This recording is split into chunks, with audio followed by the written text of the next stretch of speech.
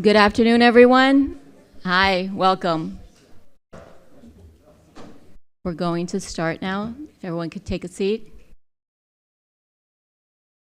Mauricio.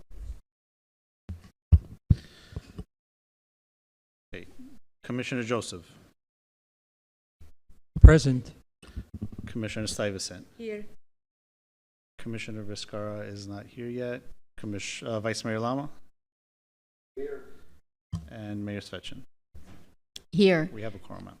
Thank you. And we normally do this at our evening meeting, but since we have such a large crowd here, you know, in respect to all of you, I'd like everyone to stand and do the Pledge of Allegiance, please. The flag here and behind us. David, would you lead us? I know you're in there somewhere. Allegiance To the flag of the United States of America and to the republic for which it stands, one nation, under God, indivisible, with liberty and justice for all. Thank you.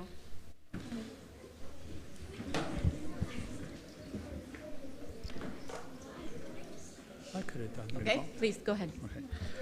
The first item on today's agenda is 2A. It's a presentation for an outstanding award for the city's website.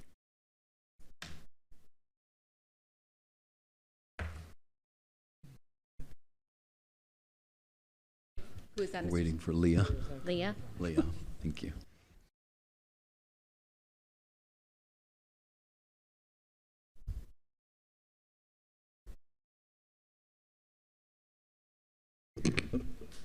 Good afternoon, Honorable Mayor, Vice Mayor, and City Commission.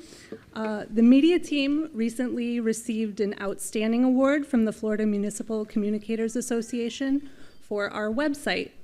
So we received first place for our new website, sibfl.gov, at the Florida Municipal Communicators Association Conference. And this is a professional network that provides communications leadership and support for Florida's cities, towns, and villages.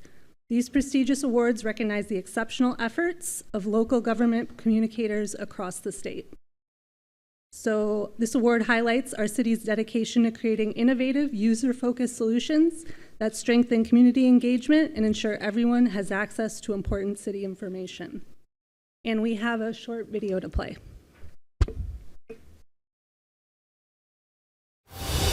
The redesigned website for Sunny Isles Beach aimed to provide a streamlined, mobile-friendly, and accessible digital experience for residents, businesses, and visitors.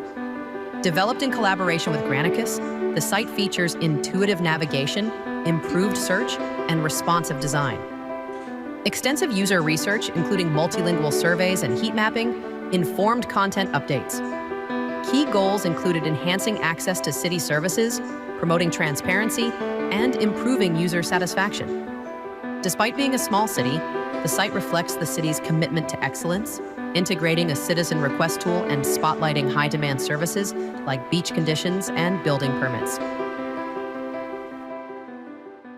So I just wanted to say that the state of Florida has a lot of talented government communicators.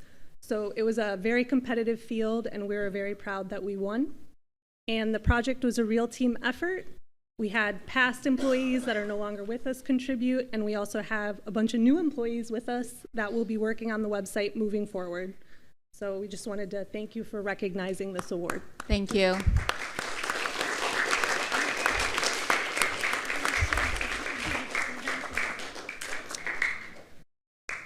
Mauricio? Okay, the next item that we have is 2B, certificates of appreciation presented for the city sports teams.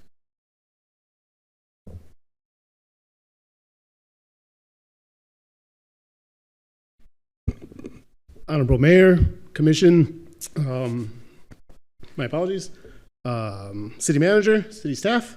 As the 2024-2025 sports season comes to a close, we'd like to recognize our Sunny Isles Beach competitive level teams and highlight the successes they had this season.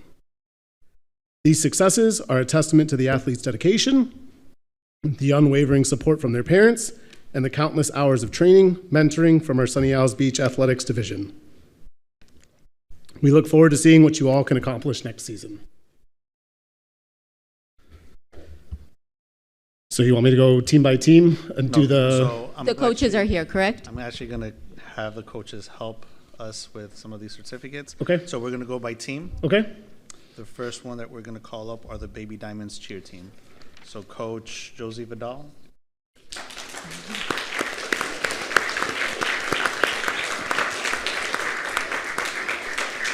And to highlight their successes while they're getting ready, the Baby Diamond cheer team, they were champions of 2 of their tournaments this year, the Miami Meltdown in February and the FCDA State Championship in April.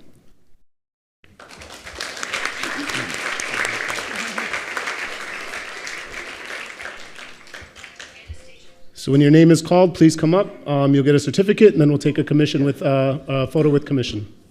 Per team.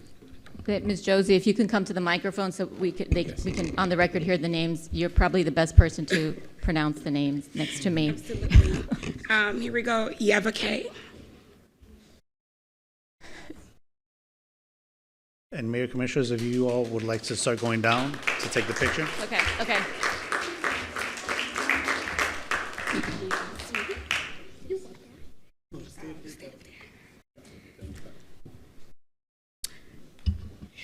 May.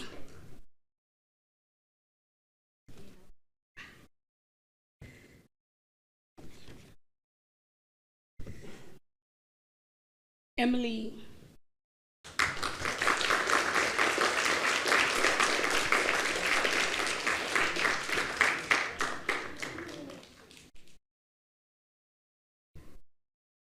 Emma.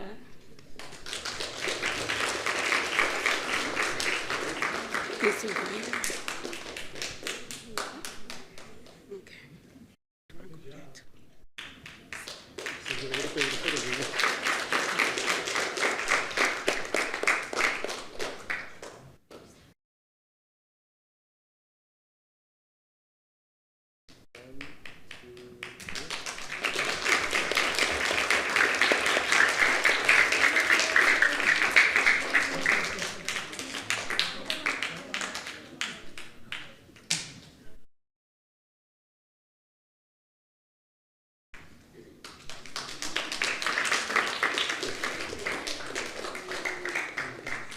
Next, we're going to be calling up the Diamond cheer team. So highlights from their season, the Diamond Christmas Championship in December, they were the champions. Florida Challenge in January, champions. Miami Meltdown, they took 3rd place. Beach Battle in March, 3rd place. The FCDA State Championship in April, 2nd place. And the FCDA Show of Champions in April, 2nd place.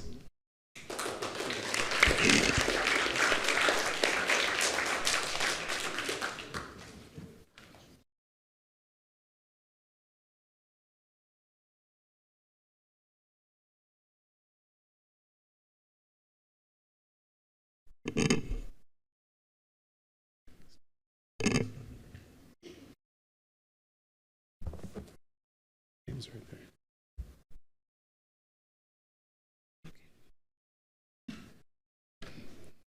Chloe Gooderman.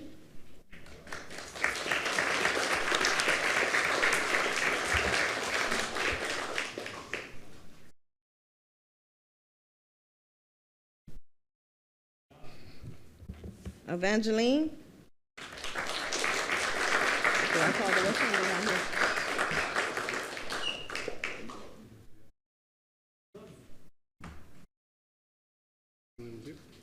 They're not here. They're not here. Just call them? Just call them. Okay. Okay. Tamara.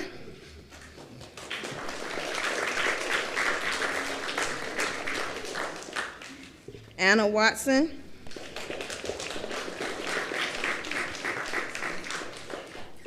Mika. Sophia. Yeah, they didn't get it.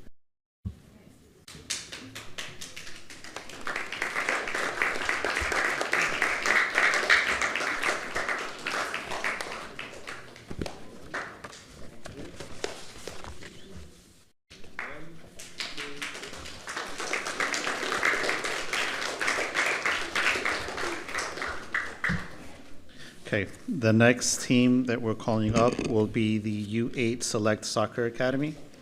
Coach Nicholas Morales.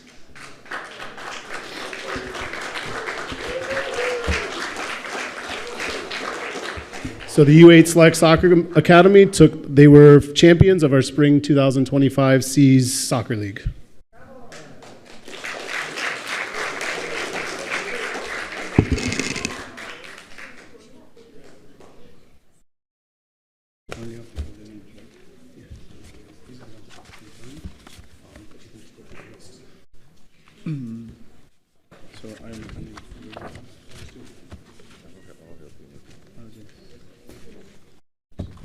So, Mario DeFranco, not here today. Luis Pinto y Silva, not here today. Rafael Garcia. Andrés Bermúdez.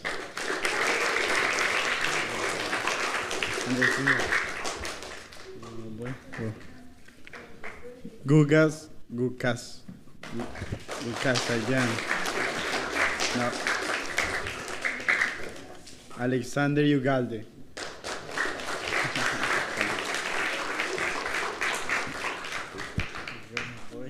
Welcome. Miran Simafeyu.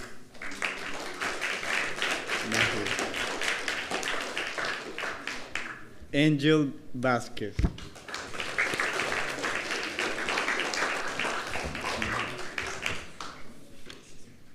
He wasn't confirmed.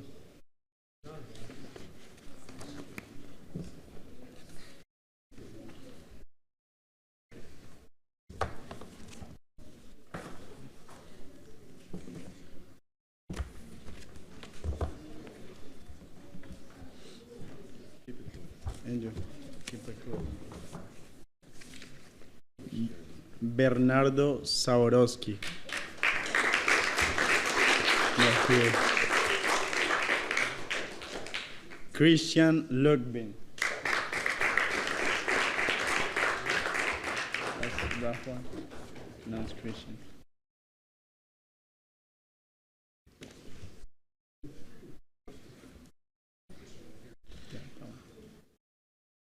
There you go. Congratulations. Jacob Espinosa.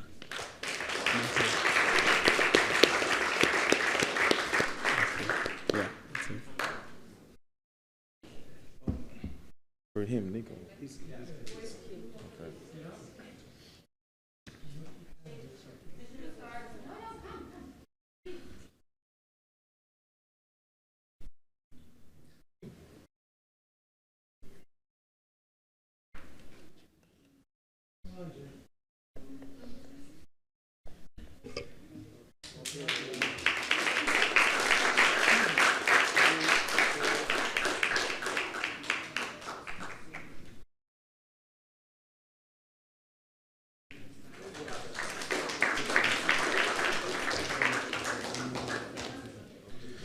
Okay, the next team we're going to be calling up is the U10 Select Soccer Academy.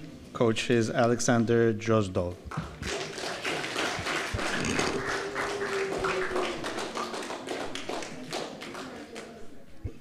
Highlights from their season, they were the spring 2025 C's League champions.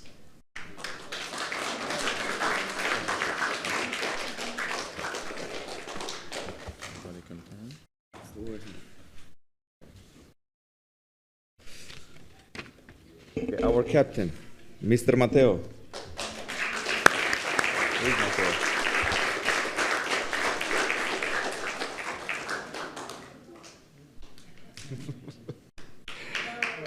Okay. Vasily.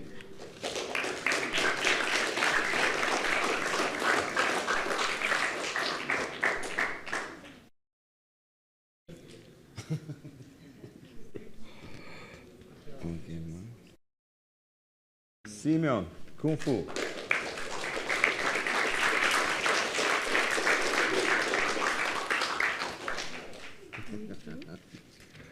Mr. Lionel. Where's Lionel?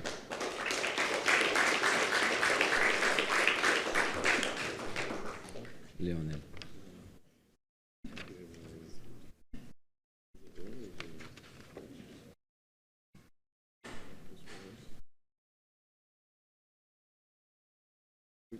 Окей. Держи закрыто. Окей. Daniel Bermudez.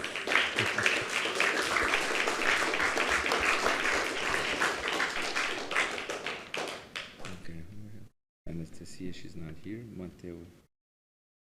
Alexander Yegorov. And that's it. That's what we have. That's it. Oh, no. Wait. What do we have? Anastasia. Yes. And that's it.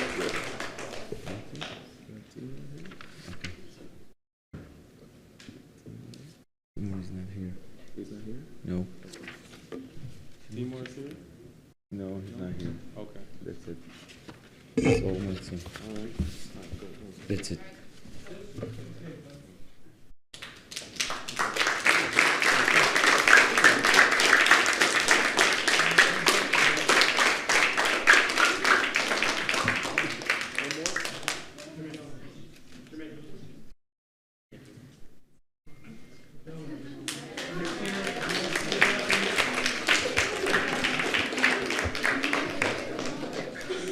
Okay, Coach Alexei Derkach of the U12 select team.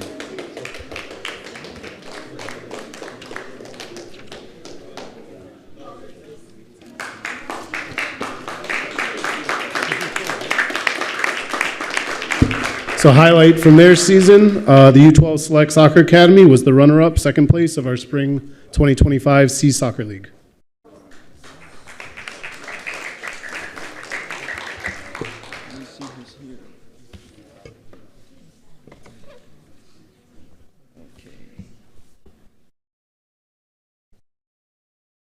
Okay. Geronimo Granada.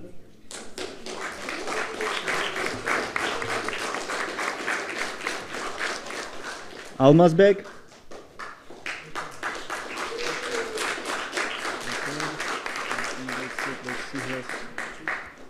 Almazbek.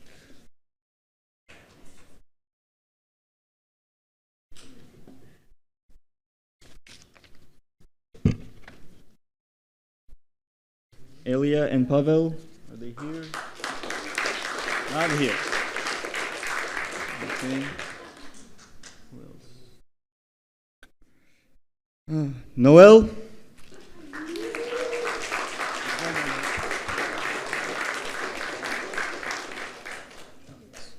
think that's it. Yeah, that's everybody. I did not miss anybody, did I?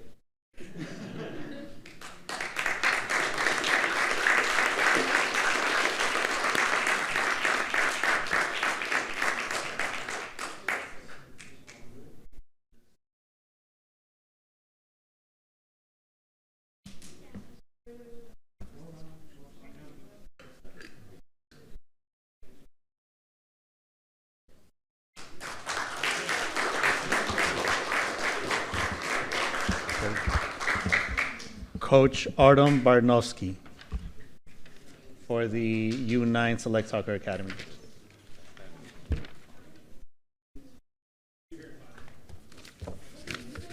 Jamaica do it.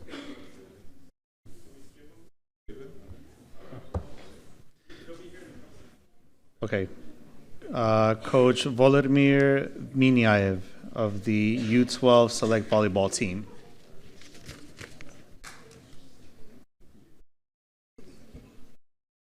So highlights of our 12U Select Volleyball team. In February, they were the champions of the President's Day Slam tournament, and then they took second place in the Winter Classic in February of 2025, and they just returned from AAU Nationals in Orlando yesterday, and they did very well. They competed very well. I think, what was the record?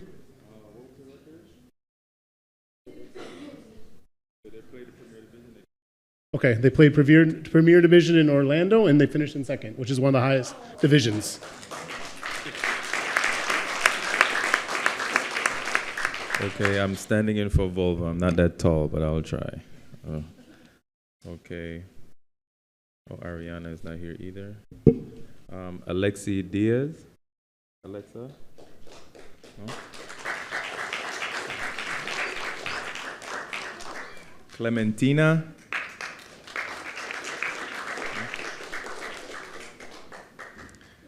Emily.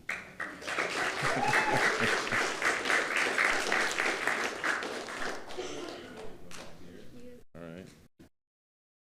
Gia. No? Nina.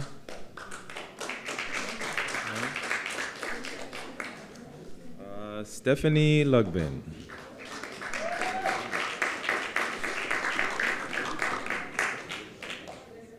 Oh, Stephanie.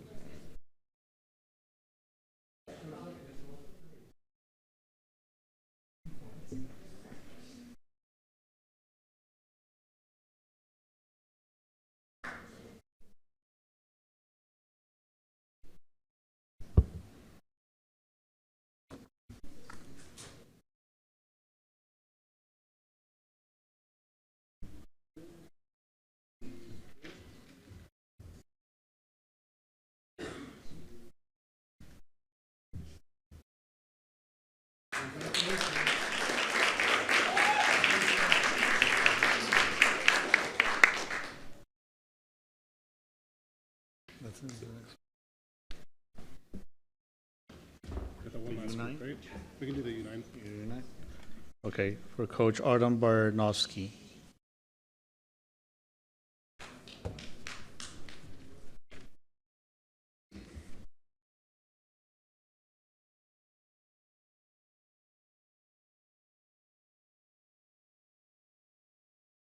And last but not least, our U9 Select Soccer Academy. Highlights from their season. They were the Spring 2025 Seas League champions. All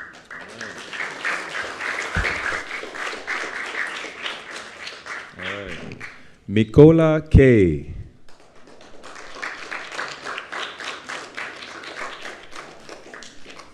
I think he's still in camp. Tiffany K.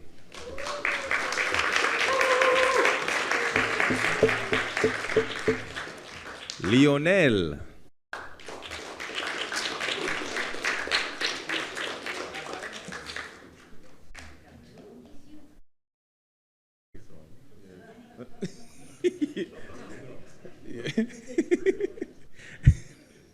Gabriel Santos Lima.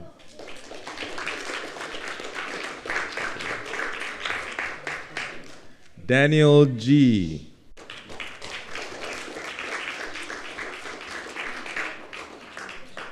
Aiden Glanz,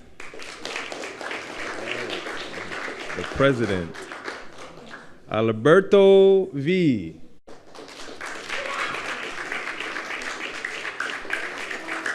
I think that's all that confirmed. Yes.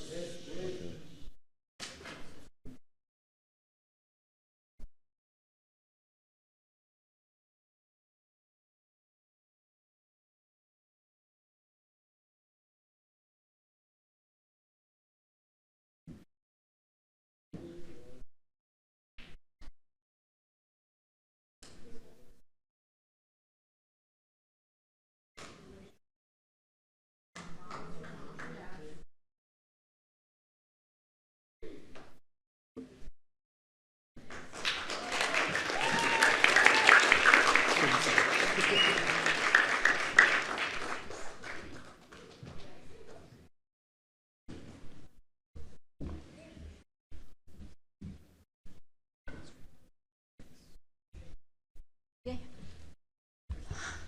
So while I would love to believe that you all are here for the rest of the meeting, I know you're not, but I do want to just acknowledge those that sometimes don't acknowledge, are not acknowledged, which is the parents. A big round of applause for you. You didn't get a certificate, but... and of course, the coaches and all the staff that makes this happen. You guys are amazing. All of you are really amazing. This is very impressive. Thank you, everyone. Congratulations. All right. If you want to just take a minute, unless you all are staying, if you want to take a minute, you guys can go now. No? Okay. Next item. Okay, before we move on, if you've lost the key, this is for IKEA. It's up here. I won't know until you want to go home. Okay, the next. Wait. That's, Okay, the next item. just give them a minute.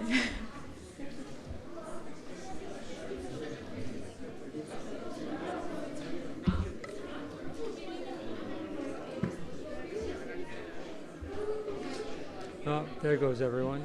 Okay. I guess there was a reaction period.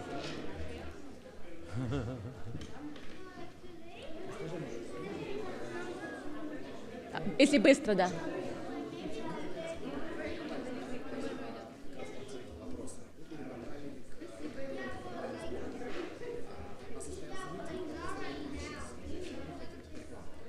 Хорошо, вот там сзади женщина, с ней может, она может, вот это, который в очках.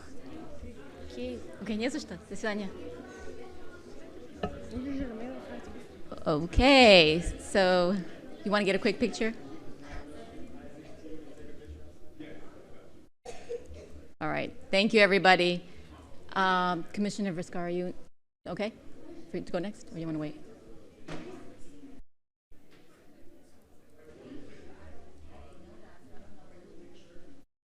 All right, let's just hold off.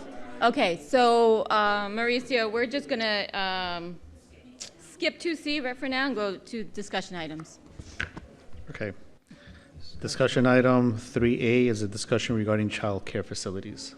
Okay, Mayor, yes. I'm going to ask Amy to come up and give you a brief overview. Thank you. Okay. Good afternoon, Mayor and Commissioners. In 2020, the Commission passed an ordinance that removed religious facilities and child care facilities from the R1 zoning district. And the allowable uses in our zoning code use a stacking method. So if something is referenced in the lesser intense zoning district, it's referred to by the more intense zoning district. So by striking religious facilities and child care facilities from the R1 zoning Amy, district. just one second. If you all would just mind finishing your conversations outside, it's an echo in here, so we hear everything. Thank you. Go ahead. Okay.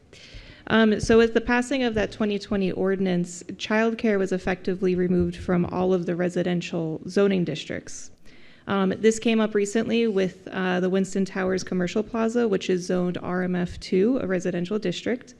In that commercial plaza, a new child care facility cannot open because child care facilities was removed in that 2020 ordinance. So after a review of all of the zoning codes, it was revealed that childcare is not explicitly stated in any of the zoning districts. Only in the community facilities zoning district and the town center district does the permitted uses reference public and private educational facilities, which could be stretched to mean childcare, but it's not very clear.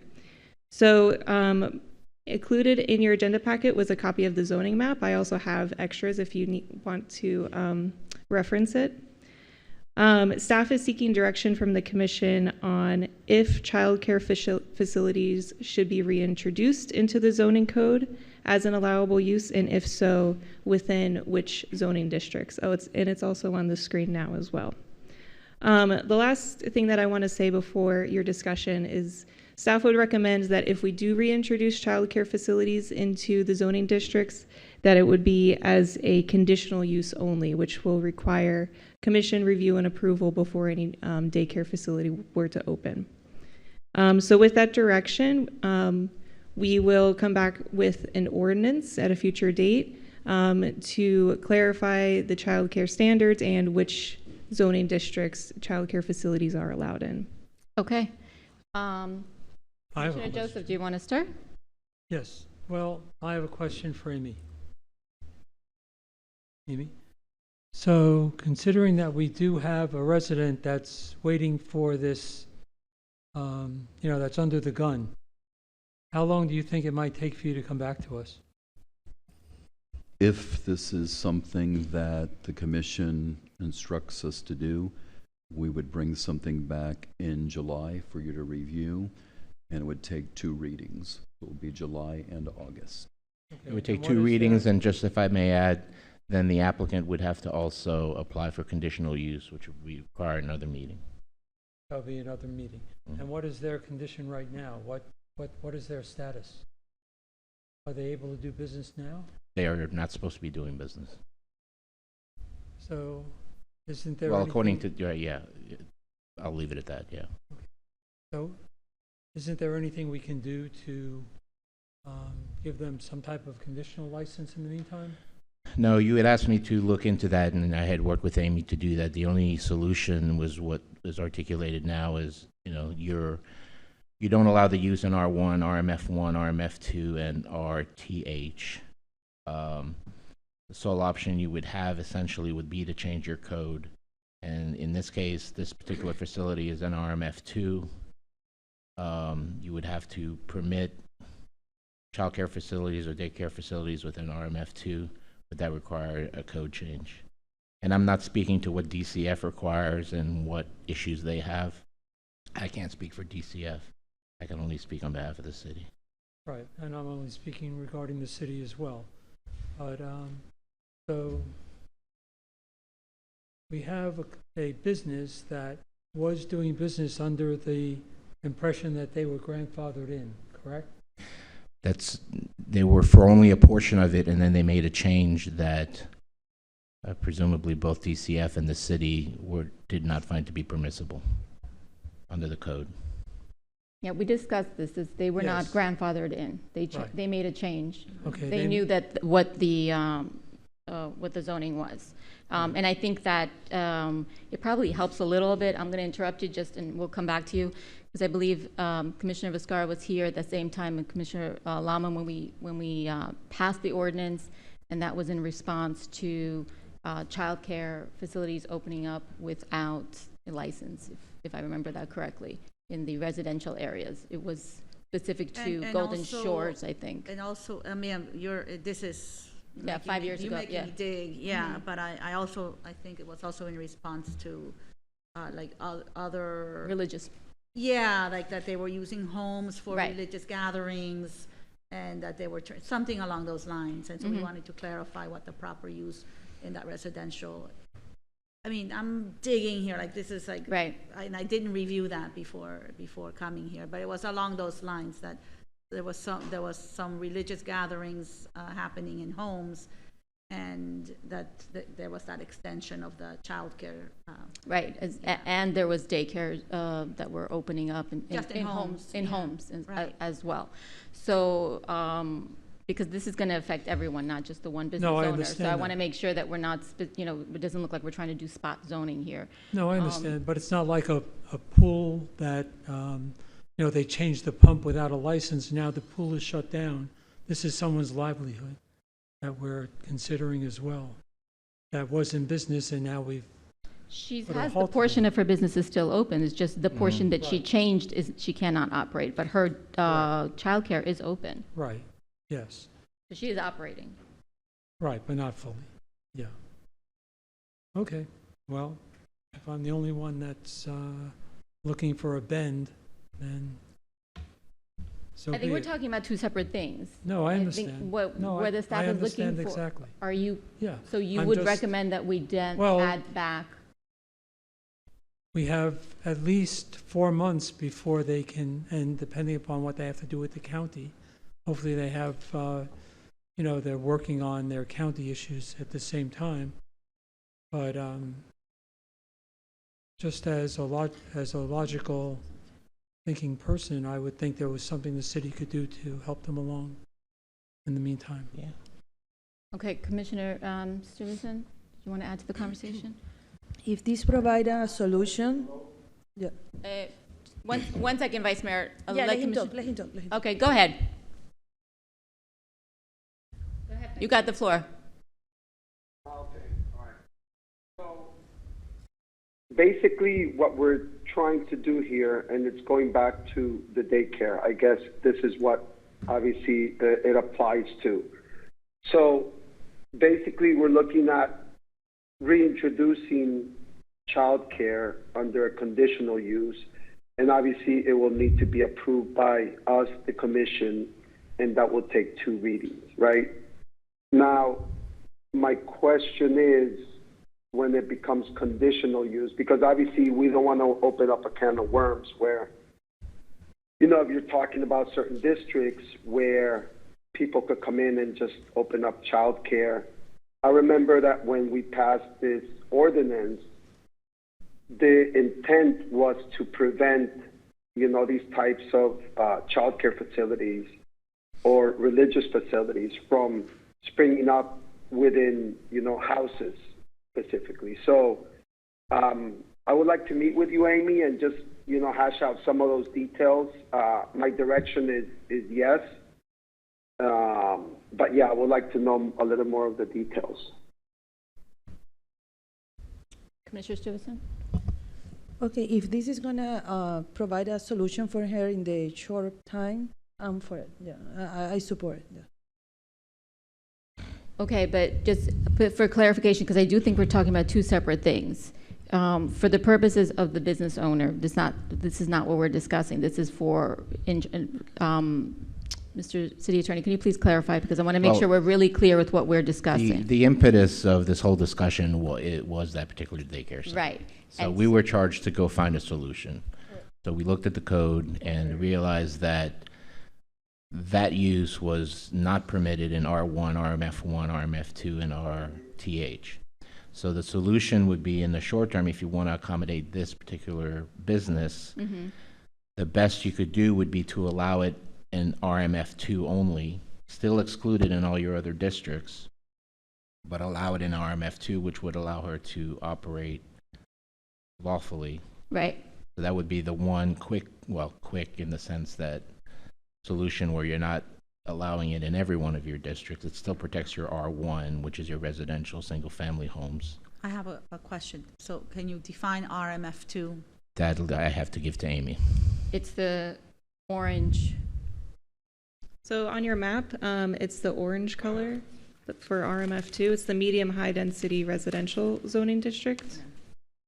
But the direction we're seeking is, right now it's not clear in any zoning district. Right. So we're asking the commission for direction. Where in the city do you feel comfortable with childcare type uses? So that way we can go into those specific zoning districts and introduce it as a conditional use. I will say that any place that we have current commercial already in place, I feel very comfortable having childcare uses. And that's, I would agree with that as well. I mean, if it's a shopping plaza, yes. and that's why I was asking for the definition, because right now, if we look at the orange, it includes a lot of residential areas. Right.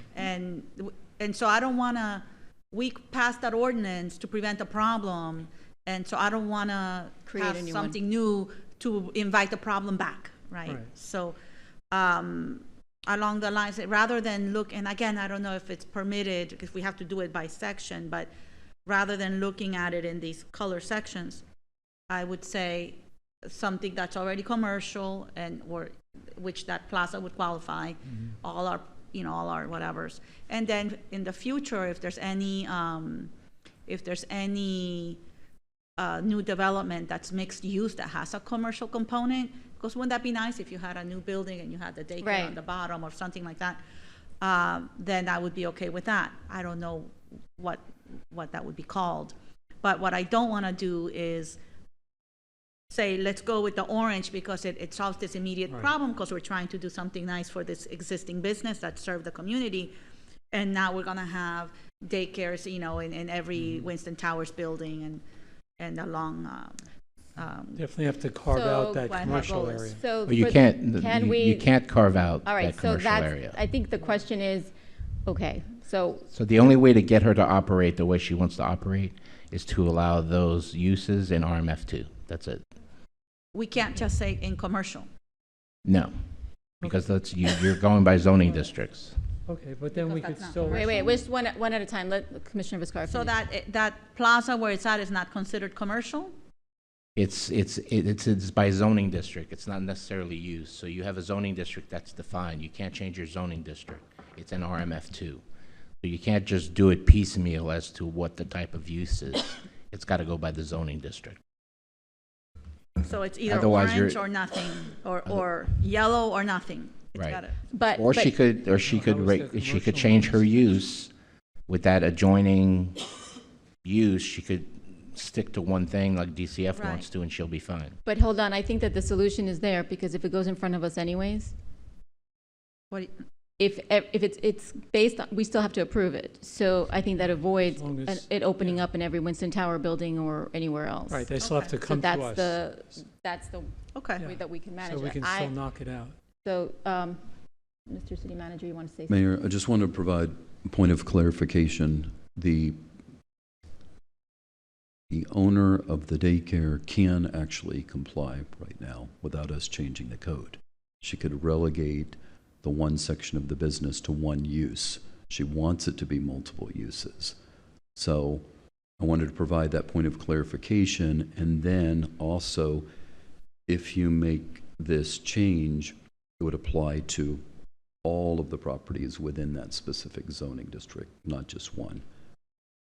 That would be fine, because they would have to come back to us. We're going to make it that they have to come before the commission, and then we could not allow it. Understanding that you'd have to have a reason not to allow it. Well, So in effect, then the Winston Towers or any building can then apply for, okay. yeah, that's a challenge. Yeah. But that would be on again, there's a lot of, you just can't open up your condo and all of a sudden become a daycare. There's state requirements, Right. there's licensing requirements. There's, your condo is probably not going to allow you to do it. So there are a variety. It's not like daycares are going to pop up in the condo buildings. So the availability of space, and I think under our code, the daycares, Amy, have to be standalone, don't they? Or not standalone, but Right now, our code doesn't have a lot of guidance for daycares. That's why with the ordinance we would bring to you, it would be for which zoning districts it should be allowed as a conditional use, and then more standards for opening a childcare. because I think they have to have dedicated parking. There's a variety of things under the state they have to have. If I remember correctly, this is going way back, specifically with this business, was that they had to go through some substantial hoops to be able to get licensed by us. Maybe they misunderstood where it required green space and it required parking. That's So right. that There's what- parking and outdoor play area required. Right, so then that does make it, that then solves. Right, for- that's I guess that's what I was referring Yeah, so to. then There that has to be does- some dedicated space for that, which you wouldn't be able to do if you just have a condo. In a residential building, right. Exactly. Okay, so we're back. Let me ask another question. Right now, which Amy, you probably said at your intro, but, so right now, where is it allowed? Nowhere.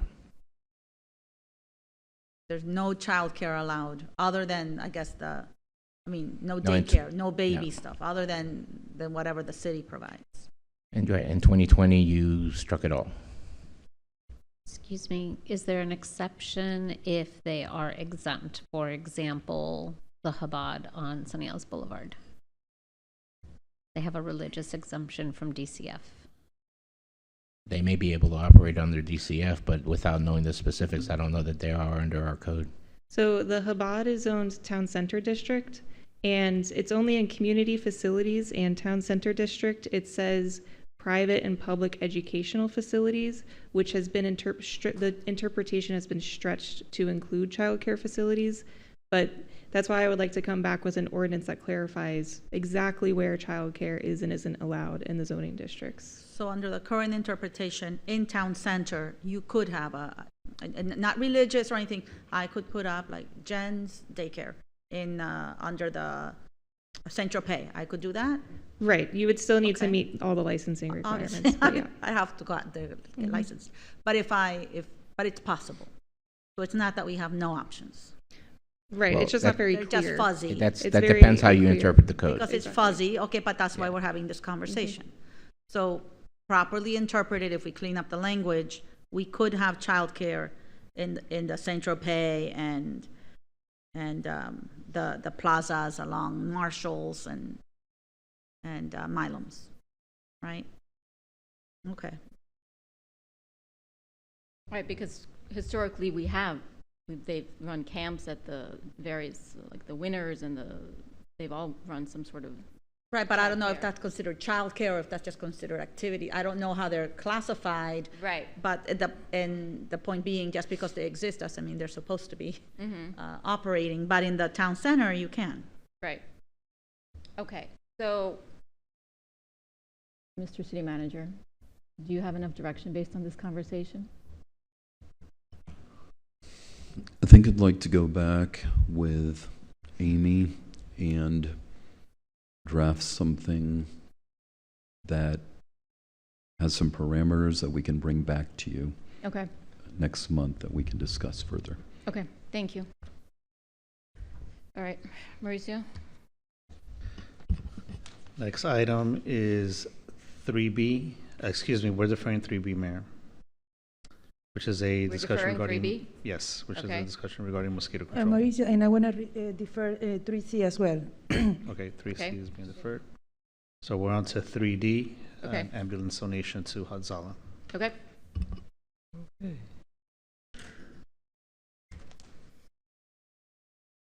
And that's my baby. And so I know last year we had a conversation regarding a Hatsala ambulance coming to Sunny Isles for a donation of $500,000. Well, I had a discussion with Andre of Hatsala, and we got that number down to $350,000 for a donation from Sunny Isles.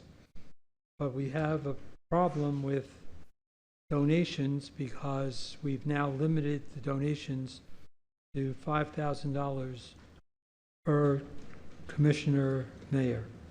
So we have to figure out another way to the benefit of residents to have the city obtain this vehicle and then turn it over for use by Hatsala. So I'm asking the commissioners for any ideas. Okay. What do you suggest, Jerry? I suggest that the city, I know last year we had in the budget 500,000 set aside, which we did away with, but that was a very high number. I knew I could get it down, so it was actually taken out. But I would like to see that put back in under different circumstances than what the city manager was telling me we're limited to now. I believe we could designate it as a need determined by city management to the benefit of residents, and that would allow us to add that back into the budget in order to make the donation for this ambulance. I very much appreciate you bringing this back. As you know, this is an item that I'm very much in support of. So I'd like to hear from the rest of the commission. Commissioner Vizcarra, or maybe Vice Mayor? I'd just like to add one more thing. Sure. That Hatsala does not only benefit, it benefits every resident in the city. When Miami-Dade Fire takes someone, does a rescue and takes someone to a hospital, they receive a large bill. Hatsala never charges a resident. Vice Mayor? Yeah, so I spoke to Hatsala. I understand that it's not that that price from 500,000 to 350 was negotiated. I believe that if we could get him 350, the condition is that he gets the 350, he could get 150,000 from someone else. So that's one. The price of the ambulance is still 500,000.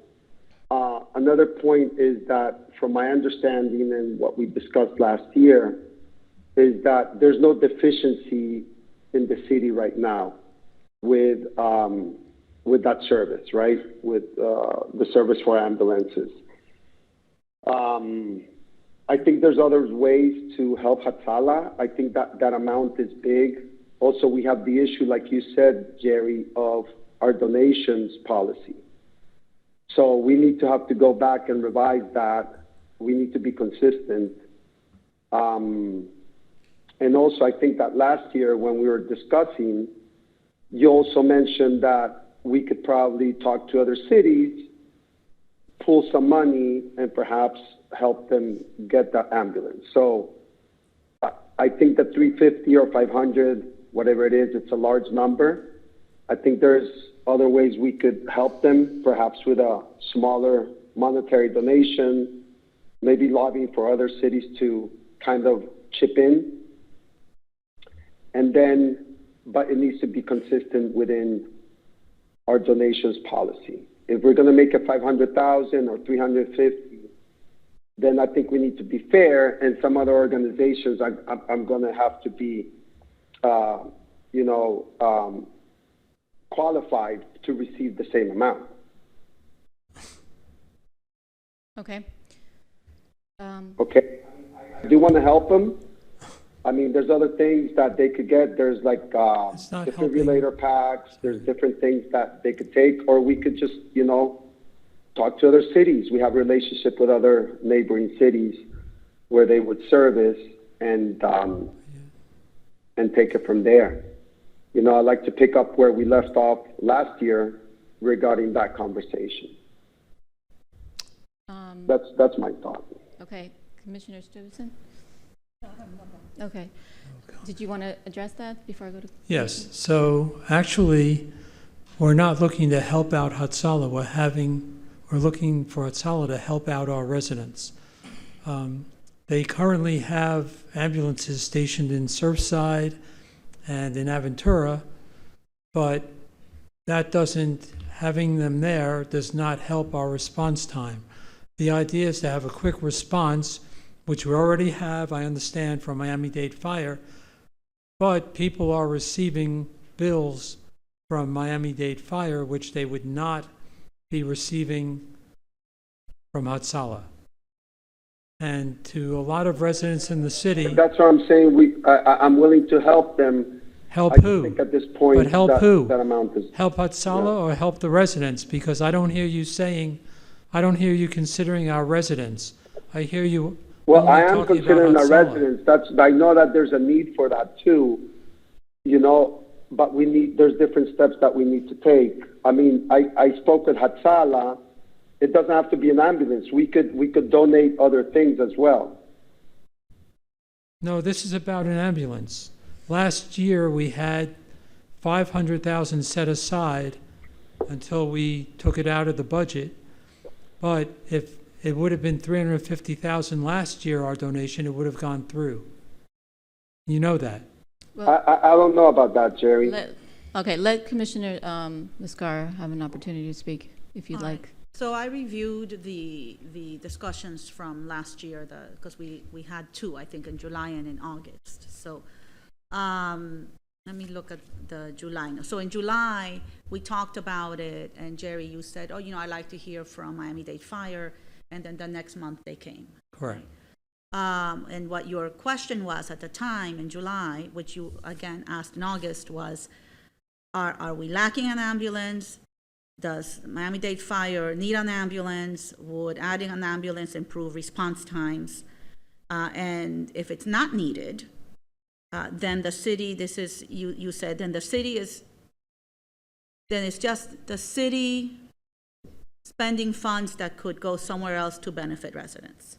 And I honestly didn't think that Miami-Dade Fire would answer that, and because I didn't think that I thought they would just present their information. But when you asked them in August, do we need it? And after they told us about the response time and everything else, they said, if they saw a decline in the service that they were providing, then they would say, yes, it's needed. Mm-hmm. But otherwise, Miami-Dade Fire is providing more than adequate, your words were, more than adequate service.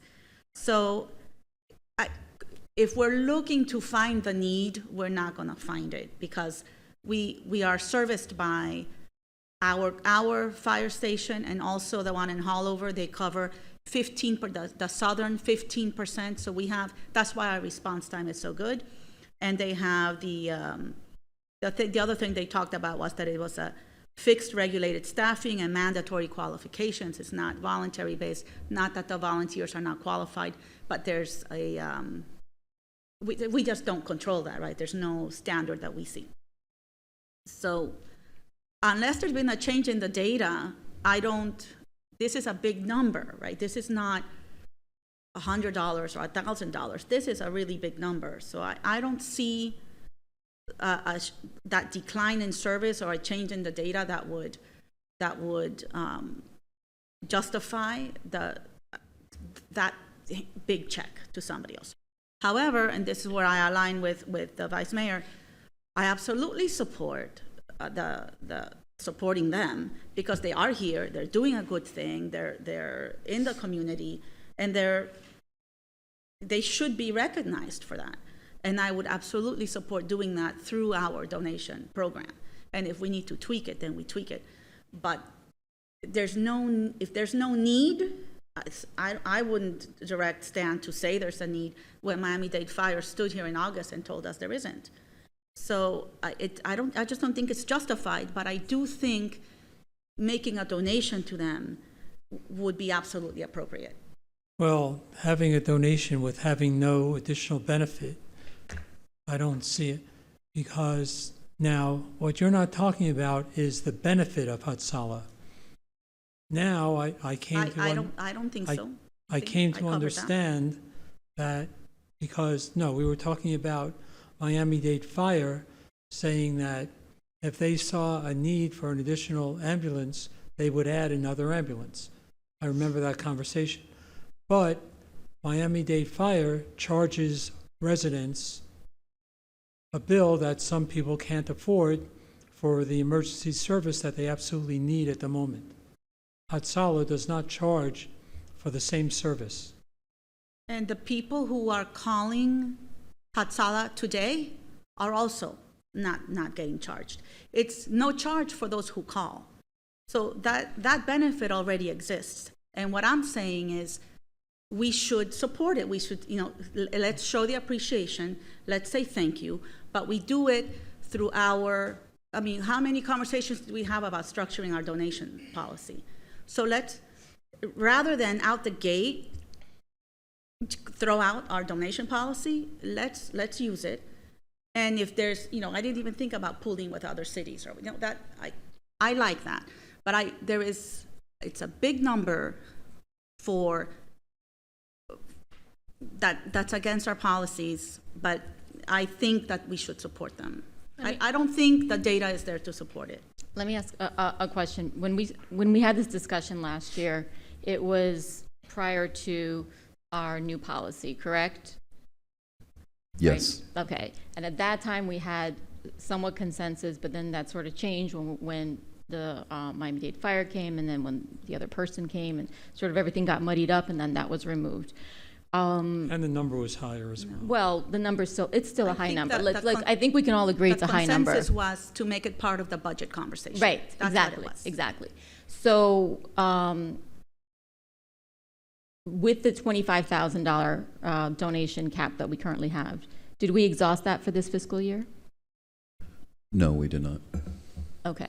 So I would, I think that what Commissioner Viscara and the Vice Mayor are saying is fair. I think that, starting off with some donation, and it would be helpful, Jerry. I don't think that it wouldn't. I think that they can buy certain supplies for a ambulance, because the problem with having other cities come in is that then you are becoming sort of a broker trying to figure out who's going to give what, and then ultimately it's not our donation. It's still helpful. It's a donation. If the goal is to help them, right? Then let's help them. I don't see the data to justify, right? So, but I'm absolutely open to finding ways to help them and donating as we are agreed that we can. Okay. How much do we have? If I can just, it's Please. not just the total number that you have, but remember, you have a restriction that it's no more than 5,000 per organization. So even Right. if you yourselves can muster up 25,000, or you increase those limits next year through the budget process, you're still limited to 5,000 per organization. I guess what I'm asking is, and since we started this conversation last year before our policy was in place, is, can we, without changing the policy, use whatever donations we did not give last year when we did not have the policy for this fiscal year to be able to donate to them, is my question. No, because your policy's in place now. Commissioner Stuyvesant, I know you didn't have anything before, but did you want to add anything now? Not at this point. Okay. So I would support the $5,000 donation. If that's the maximum we can give, I would support that. Okay. I do have a question. How much do we have available for donation? I don't think we use any of the money, right? 25,000. Right, that's what It's available, everything. exactly. Okay. Correct. But our policy only allows 5 per organization. Yeah, I want to help them too. Yeah. Absolutely. Okay. I speak? Sure. Yeah, so I'm willing to raise our donation amount, okay, monetary donation amount. So we could perhaps give more. I always talked about this from the beginning. I thought 5,000 was too little. So obviously the type of equipment and the expenses that a Hatsala or any other service like that would require, I mean, it's a lot of money, right? So I, for one, I'm willing to raise the amount of the monetary donation. And two, we should look at, trying to see how we could help out Hatsala and the community, the residents that do use the Hatsala service, and with donating, whether it's a defibrillator, whatever it is, and then take it from there. Talking to other cities, yeah, it could be a little bit difficult to try to pull the money. We could try it. You never know. It could get difficult, but that could be a second step, right? First, we give them a donation, then we talk to other cities to see if we could, between 3 or 4 of us, look at that ambulance. Well, if I can say, Please. so what you're talking about is taking, if, let's say you are looking to buy an ambulance, but now instead of buying the ambulance, you want to buy it piecemeal so that it ends up costing you in the end 3 or 4 times more. And I don't believe that's the way to go. I don't want to buy piecemeal. I want to help out, okay? I'm trying to get something done here, okay? So I don't know why you say piecemeal when I'm trying to see how we could move something forward, okay? And also have a consistent donations policy.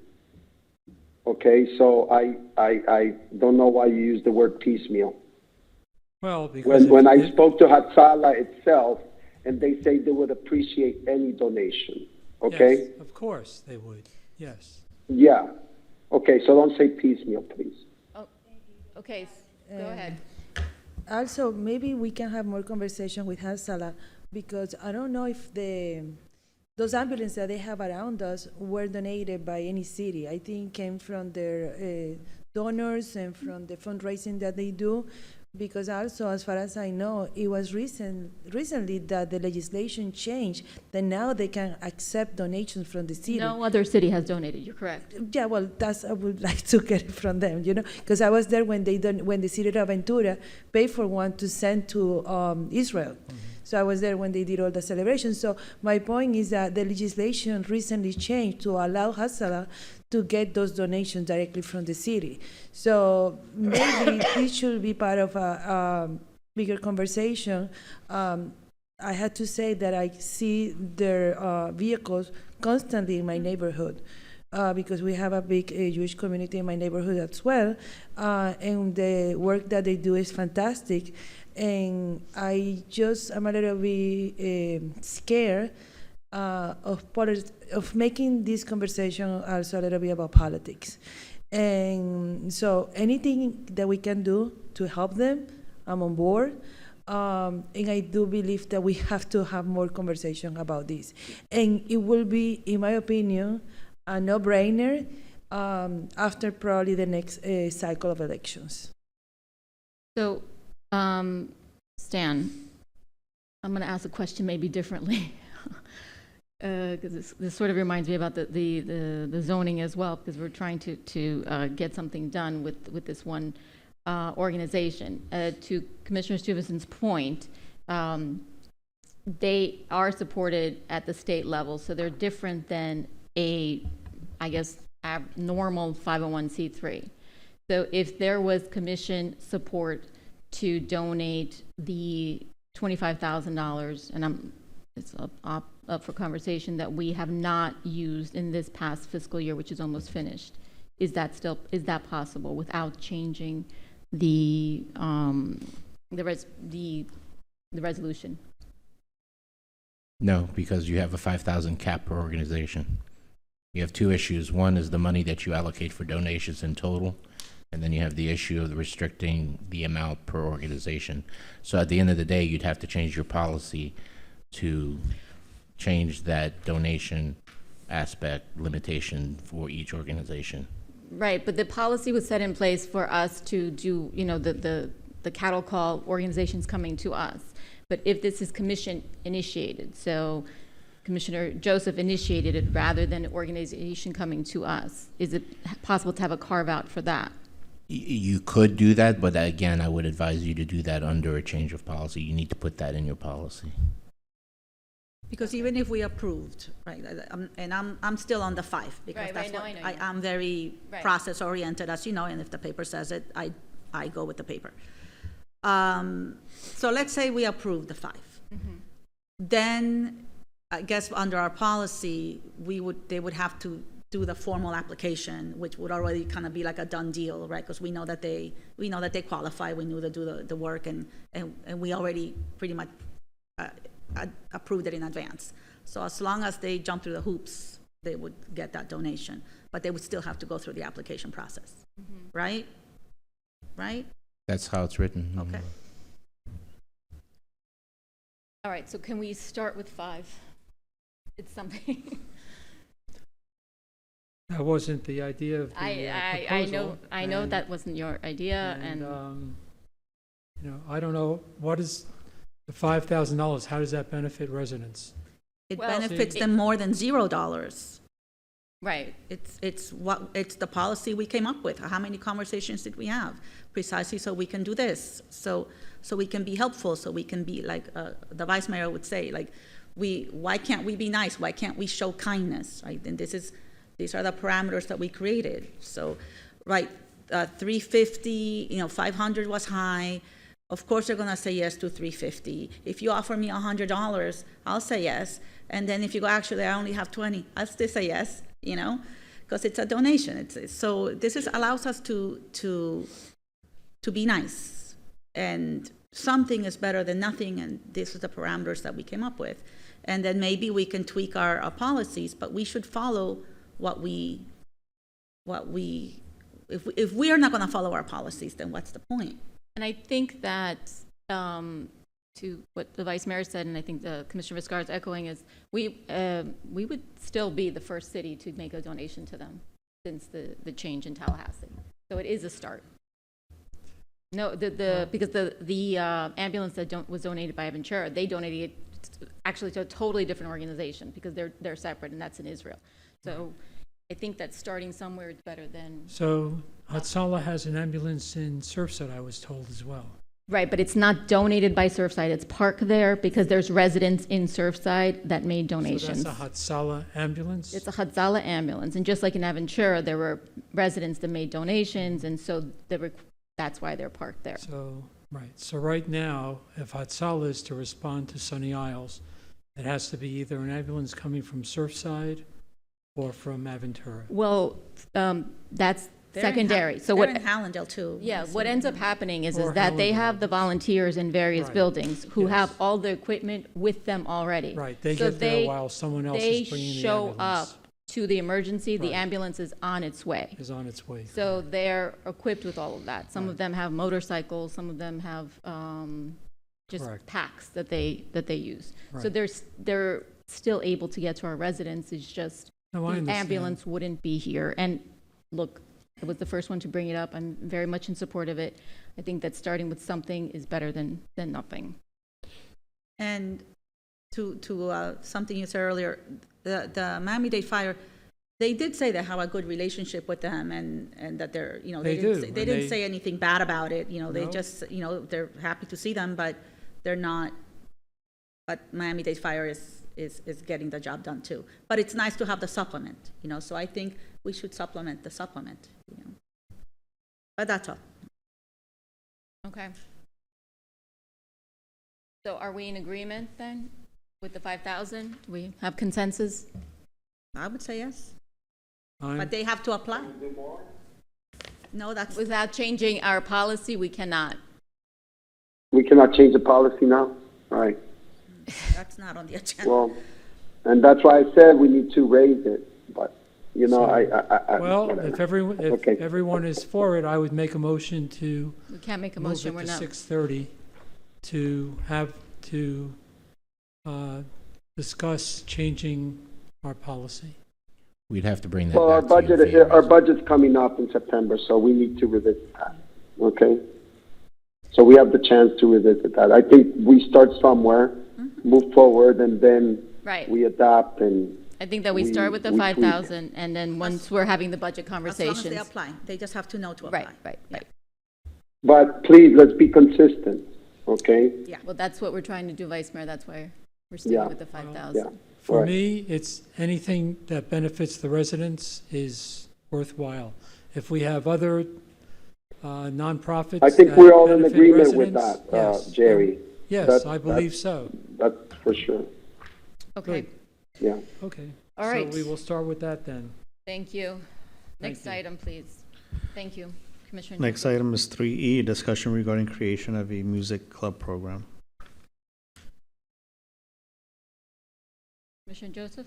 Yes, so we have our music teacher, Sheila Schrettenberg, who isn't here because she can't speak about it in any event due to our arrangement and setup.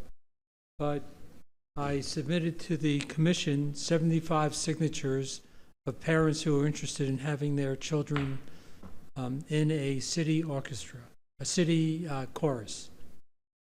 So Susan spoke with Sheila this morning. She's arranging a proposal regarding how much, and we're determining what we might be able to charge the parents, what Sheila would be receiving in compensation for 2 sessions a week, 8 sessions a month. And also she would like to do 2 presentations of the chorus during the holiday season and then at the end of the session. So that is something to be discussed and also to be added into the budget if it's found to be feasible. Okay. Any comments from anyone? Yeah, I'm fully in support of it. I know that she used to be a vendor for us because she used to do piano classes, if I'm not mistaken. Okay, so, and I see what she's capable of doing with the children. And she actually had a presentation recently, and it was like spectacular. So, yeah, any shape, way, or form that we can bring her back, I'm totally in support of it. Also, she's from our community and wants to serve our community. Having conversations with her, I also know that she's qualified to take care of some sort of a musical theater program. So yeah, I think it is very smart to start a conversation with our local vendors. Yes, I'm in support. When was she the piano teacher? Because I don't remember that, Susan. 2 years ago. It was the 24 season. Why did we stop that? Why did we stop that program? If you remember.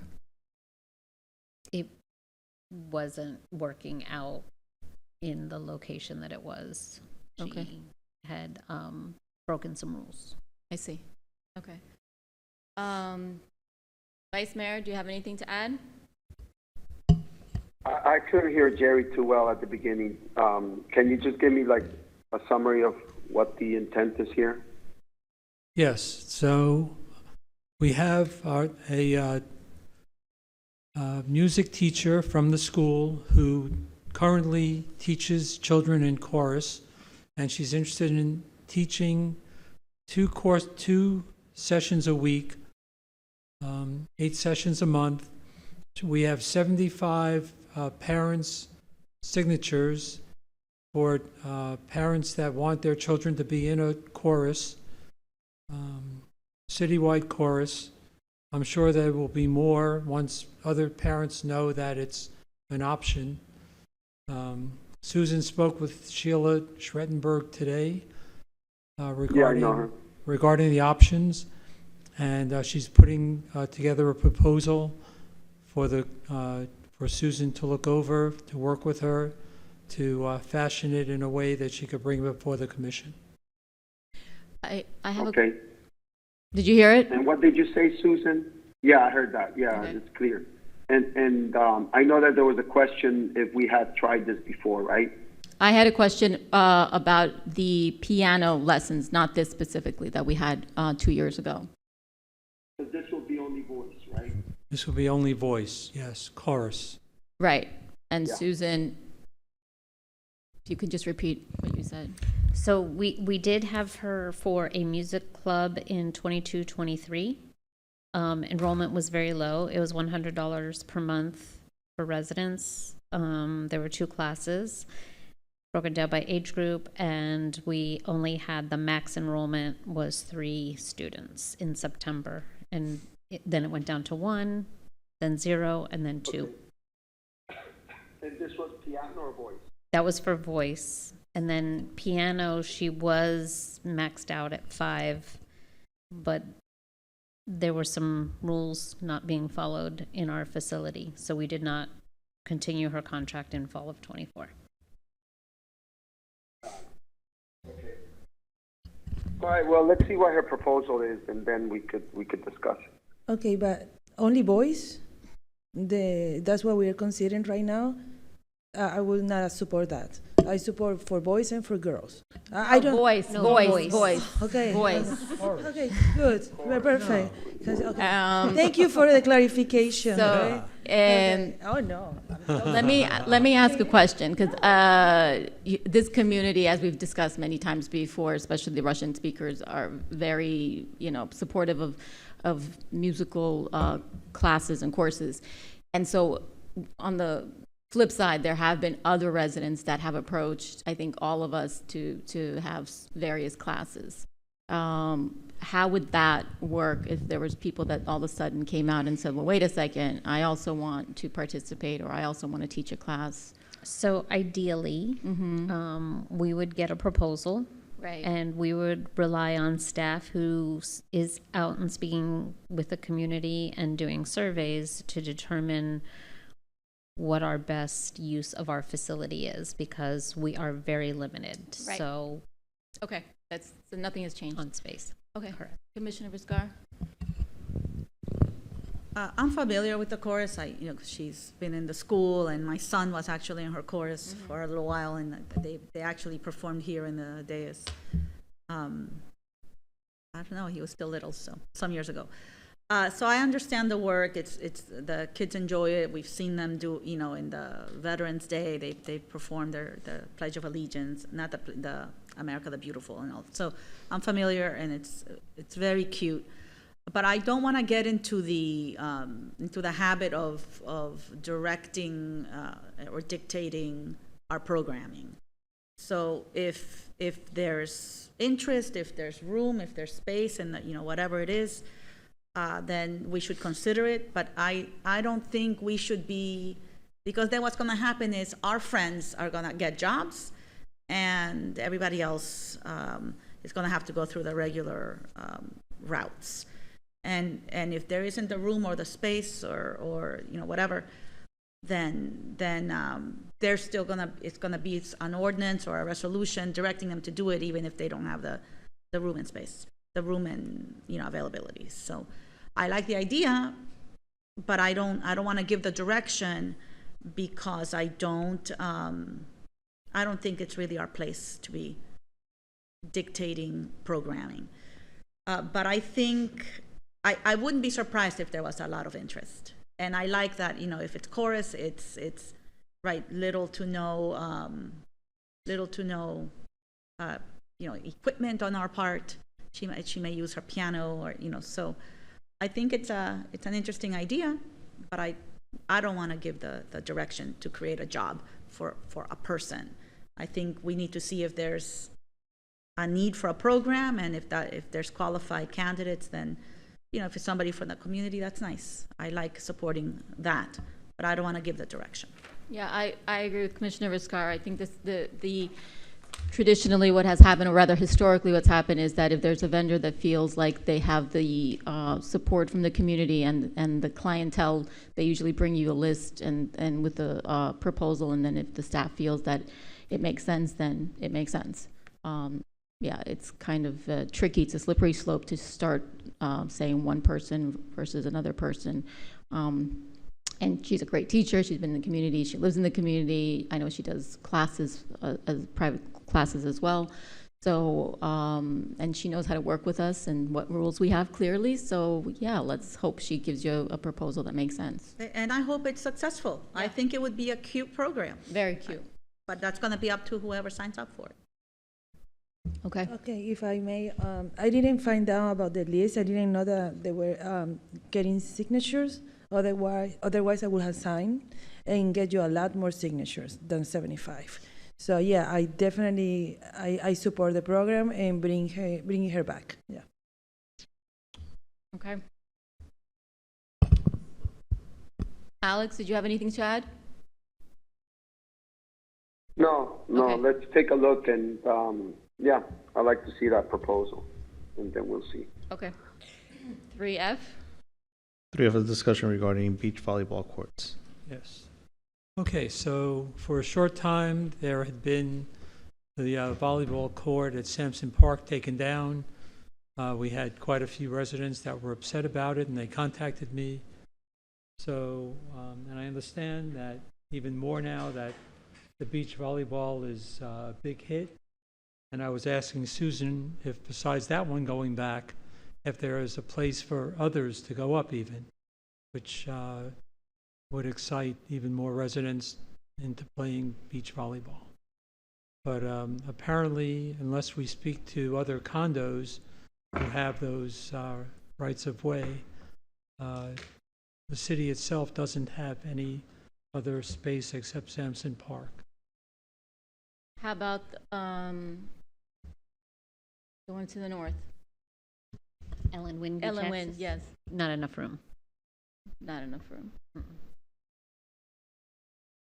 There's nowhere else?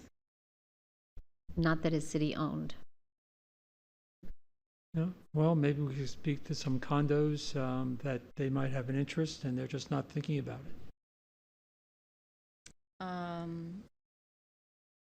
I'll just add this, Jerry. Like, I had a mom call me, and she says, "You know, you're always talking about, you know, advocating and whatever." I said, "Yeah." I said, "Well, my kid wants to talk to you about that." So he calls and he's advocating. Where is the volleyball court? And I thought it was so cute because he's like 15 years old, and that was his first official city engagement. Yeah, was inquiring about the beach volleyball court. So yeah, it was missed. Is it back up or not yet? Yes. Okay. You had to order new posts. That's why I haven't heard back. That's why I haven't heard from him. So success. Could we add a second one there? We don't have the room. You need the space, and we don't have it. Right. But other condos could add. Wait 1 second. I can give you. What about at the south end of Sonias, like behind Tropicana? We have a plenty of room, or between. The south end of Sonias, between Hollover and I know that's a county, you know, but still we have a lot of room in there, and we can consider putting it out there, like I said. And also about the condo issue that we have and the rights of way, etc. Every time the beach water is high, like we have a high tide, they take more and more space of the beach. like barely allowing people to walk. So maybe we had to reconsider the spaces that we're giving them to put the beach chairs, because that's not being respected. I go I constantly go to the beach with my kids. I have to be honest that I go to the south side of Sunny Isles, so I'm not too familiar with the pier north. But It's even worse. yeah, well, I call it Maya, but like I want to be like really truthful that I don't walk that area that much. But I can tell you at the south side that I seen how they're taking the space. Just last weekend, there was barely any space left in the beach to walk. Okay, so like just to go from one side to the other. So yeah, there is something that needs to be done, and we are just talking about helping the residents, and I approve, or I would like to have to find a new location for more volleyball beach courts. Like I said, the south of Sunny Isles behind Tropicana, there's a plenty of space there. Again, either it's private property or it's county property, so we don't have the authority to place anything there, but. I'd like to hear from the vice mayor, and then we'll continue the conversation. Did you want? Yeah, so I'd like to understand what's our property, county property, et cetera, when it comes to the beach. So the court that we have on 174th, right? The actual sand there, is that our property, or is it county, or whose is it? Where the volleyball court is located is our property, which is why we can put it there. But you see it is right on the edge of our property and Miami-Dade counties.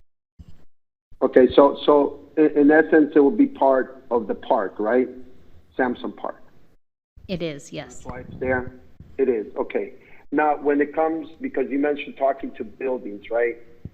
I know that buildings have a little bit of footage after the, let's say, the building, right, within the beach. Why do we have to talk to buildings to see if they will accommodate a volleyball court? I'm just trying to see where the lines are drawn. Some properties do have open sand area and some do not. Some have their dune right up to, or their property right up to, which the dune is required by DEP. Anything beyond that would be on county property, but a private entity would then take the liability of a volleyball court being on their property. It would not be a city volleyball court. Yeah, logistically, understood. How would that even work? Because it would be on their private property, and It probably wouldn't work. I don't see how it would work because they don't want to invite people coming. Yeah, just anyone coming. Yeah, and they don't want people hanging out there and disturbing their I think residents, I guess. The only option would be at the south end, right, and talking to the county to see if they'd be willing to allow us to do that. Do they currently have volleyball courts at Holliver? I know they have. I honestly don't know, but I can find out. Do they? They do have behind the bathrooms, I think in the middle, But that's something more in like the that. middle. Yeah, in the middle, like in the middle of Hollover. But also, if I may, I would like to receive, and maybe we can all get a copy of like a croquis, like a map of those lines, behind the property, so we know what we're talking about, and also about the beach chairs, because like I said, I think that privilege is being abused, and I've been asked for this in the past, but always something coming in between. And there is a way, I think we should inform and have a conversation again with the buildings to let them know until where they can put their stuff. And the people should know also what are their rights. So when they go to the beach, if they don't have a space, they know who to call. So those things, like the lines, the property lines, where something ends and something starts, and also when it comes with the beach chairs. To that point, I have a question. Does code compliance walk the beach looking for this, the seating? Is that part of their scope? Yes. 'Cause I know we have I remember we had another like 5 conversations around the seating. The challenge that I remember was that it's the pre-setup. But once they are set up, then they can put their chairs wherever they want, Yeah, just they like you and I can. Yeah. And I can tell you that certain buildings are better than others. As an example, I mean, better at Morenas. expanding. Well, Morenas, my sister was staying there once, and I went to the beach with her. And I asked them to move the beach chair, and they said to me, absolutely not, we cannot. And I said, but you can, I know you can, because now you've already done the pre-setup. And they were very strict. They're like, we're not moving it. So it does, I think we can have a discussion about what the enforcement is about the pre-setup, because remember, Susan, we did that ride, I guess, 2 years ago or something, and right there in the morning or whatever that time was, they had already set up past their allowed width, because they get the annual permits to be able to do that. And if I may add two more things about it. Right now we are having the turtle nest season. Right. We had the food. It's amazing how many nests we have right now, which now they have to compete also for that space with the turtles and make sure that they are not that close, which last weekend they were incredibly close to the nest without touching them clearly. So that's one thing. And another thing is the view of the lifeguard towers. You know, they were so close to the beginning of the water, and because of whatever the weather, the beach was so much lower, and the chairs were so high with umbrellas that exactly where I was, there was no view of the lifeguard tower, the north one of me. I was behind the Ritz-Carlton. So again, there is something maybe we can do a better collaboration with the buildings, and I don't like to use the fine word, but if they need to get any fines for not doing the right thing, they don't own, like they like to say, they don't own the beach, but they like to sell it, but it doesn't belong to them, okay? It belongs to everybody, to the people, and the state, the county, we are there as well. So we are sharing the same space and sometimes smaller than other times. So let's find a way to be fair with everybody. Yeah, I'm in agreement with that. I think that they should just get a gentle reminder about what the parameters are. But back to the volleyball courts. Yes. So do you have the direction that you need to speak to the county? Yeah, I believe at the south end that might be a very good option. It's the only option, I believe. At least start the conversation? Yes, I will reach out to the county and see if they would consider a volleyball court on their property south of Tropicana. Or 2 or 3. And sorry to bother. And the last thing is that the last lifeguard tower for us, which will be the first for the county, it has not been active for so long. So from the one that we have, I believe, in 158, then the next one is almost have a hole over. So there is extremely big gap that is not being watched by anybody there, because they do have a lifeguard there, which will be for us the north part of Hollover, south of Sonias. And it has not been active for, I can't even remember the last time I saw a lifeguard in there. I'm sorry, so you mean the county? Yeah, the county one. stand Yeah, is now that not- you're going to have those okay. conversations, please point it out to them as well. Okay. Okay, thank you. Okay. Last item. And remember, you skipped, I have to finish. Oh, that's right. Okay. Thanks you for reminding me. Item 3G is a discussion regarding the basketball courts at Intercoastal Sports Yes. Park. Just to bring up again, like a bad sore, Ew. I would like to have a further discussion regarding not having the basketball courts on the tennis court, that it's a liability which the city attorney doesn't want to acknowledge for future liability reasons, but we all, being logical, knowing that when you're running around on a tennis court and you have a pole somewhere that required to have rubber around it so that someone wouldn't be injured when they run into it, otherwise why would you have the rubber coating? It doesn't belong on a tennis court to begin with. Besides that, when you're playing tennis, at some point, maybe several times during a game, the ball is going to bounce and hit the backboard on the basketball court and affect the game. You might get an extra 2 points, though, if you. Well, we're not Make looking for it. those points in tennis. Okay. Is there any discussion? No, I don't have anything to say. Anyone? Commissioner Stevenson? No. Being very clear about it. Okay, so Yeah. we did what we did, and we make the promises that we make. So I think that you should be grateful that you're getting a tennis court all together because it was supposed to be only basketball and mix. Volleyball, basketball, like a Volleyball. mix use, whatever. So, yeah. So I hope the day never comes when I have to say Okay. that we had this discussion. Vice Mayor, did you want to add anything? Yeah, I mean, I go to a lot of volleyball tournaments in different places, different courts, and it's something common where you have 2 courts in one, especially basketball and volleyball or something else. I asked around, when there's 2 courts in one, it's okay. I mean, I think it gets into trouble when you see 3, different type of stripes and all that. Listen, we could start that way. And if not, then we'll just eliminate the tennis one. Right. And keep basketball. Right, Jerry? Okay. No, just kidding. I think we'll be okay, Jerry. I think we need to, try it. And then if there's an issue, then we'll cross that bridge when the time comes. And what about the one, the basketball court under the causeway? Remember, why don't you focus on transforming that one into a tennis court? Yes, but I was told that we have to see I was told by Susan mentioned that we have to see if there's a need for it or not.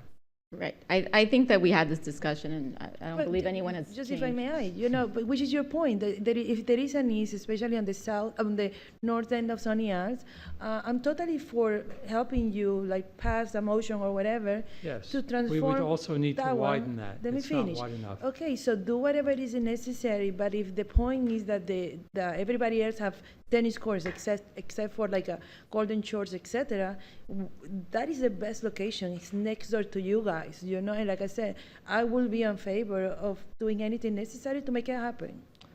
I will look for one more vote. Okay.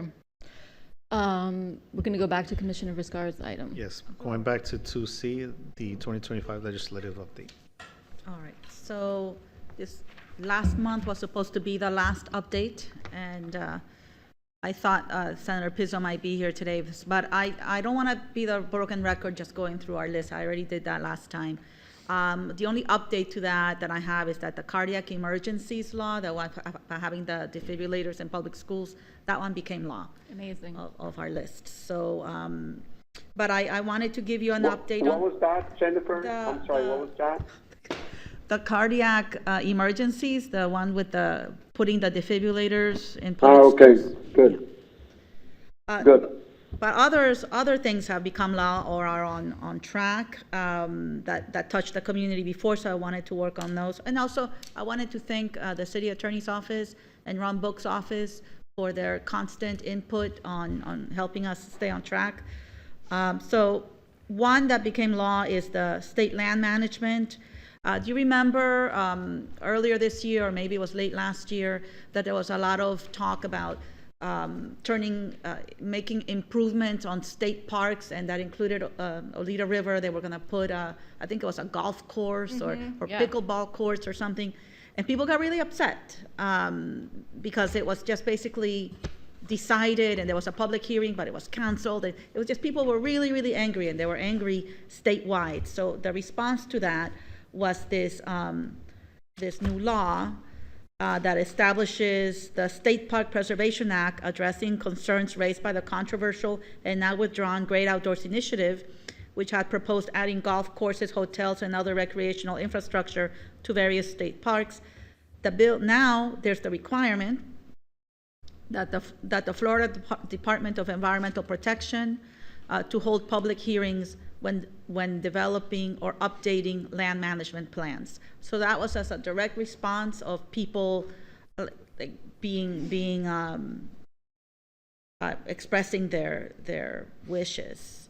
There's also, Jerry, I know that you were on this anchoring limitation areas. I'm not as familiar with it, but that one also became law, the CS 481. I don't believe it affects Sunny Isles.